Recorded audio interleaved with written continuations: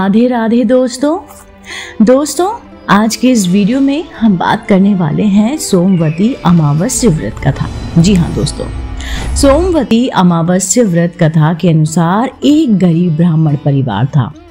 उस परिवार में पति पत्नी एवं उनकी एक पुत्री भी थी।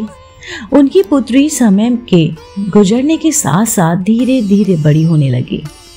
उस पुत्री में बढ़ती उम्र के साथ सभी स्त्रीयोचित सद्गुणों का विकास हो रहा था।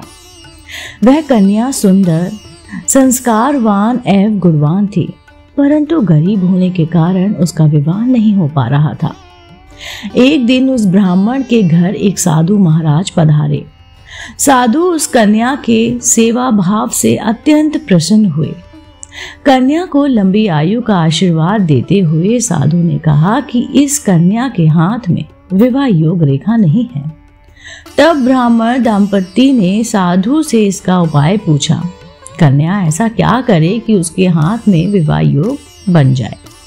साधु महाराज ने कुछ देर विचार करने के पश्चात अपनी अंतर्दृष्टि में ध्यान करके बताया कि कुछ ही दूरी पर एक गांव में सोना नाम की एक धोबिन महिला अपने बेटे और बहू के साथ रहती है, जो बहुत ही आचार विचार एवं संस्कार संपन्न तथा पति परायण है।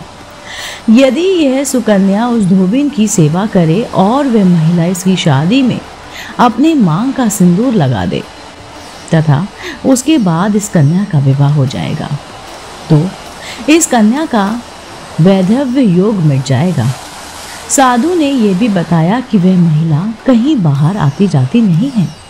यह सुनकर ब्राह्मणी ने अपनी बेटी से धोबिन की सेवा करने का प्रस्ताव रखा। अगले दिन से ही कन्या प्रातःकाल ही उठकर सोना धोबिन के घर जाकर साफ सफाई व अन्य सारे कार्य करके अपने घर वापस आने लगी। एक दिन सोना धोबी अपनी बहू से पूछती है कि तुम तो सुबह ही उठकर सारे काम कर लेती हो और पता भी नहीं चलता। बहू ने कहा, माँ जी, मैंने तो सोचा कि आप ही सुबह उठकर सारे काम खुद ही खत्म कर लेती हैं। मैं तो देर से उठती हूँ।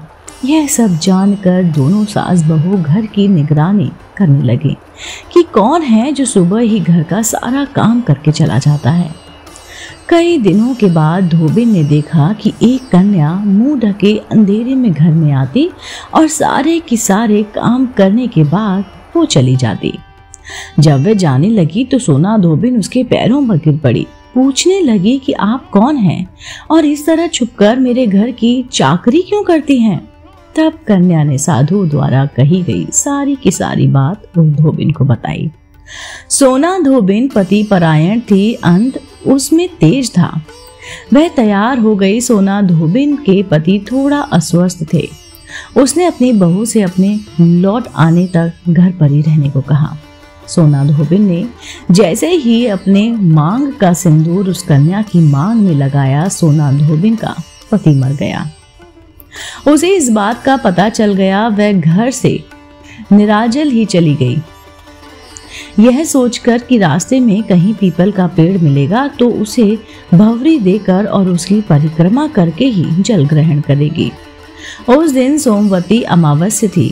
ब्राह्मण के घर मिले पुए पकवान की जगह उसने ईंट के टुकड़ों से 108 बार भंवरी देकर 108 बार पीपल के पेड़ की परिक्रमा की और इसके बाद जल ग्रहण किया। ऐसा करते ही उसके पति के मृत शरीर में वापस से जान आ गई। धोबिन का पति फिर से जीवित हो उठा।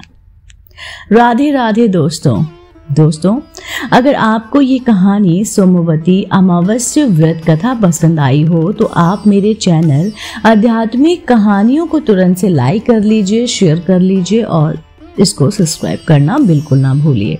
मैं आपको मिलती हूँ जल्द ही इसी चैनल पर नई रोचक जानकारी और कहानी के साथ। आप देख रहे थे आपका अपना पसंदीदा YouTube चैनल आध्यात्मिक कहानियाँ।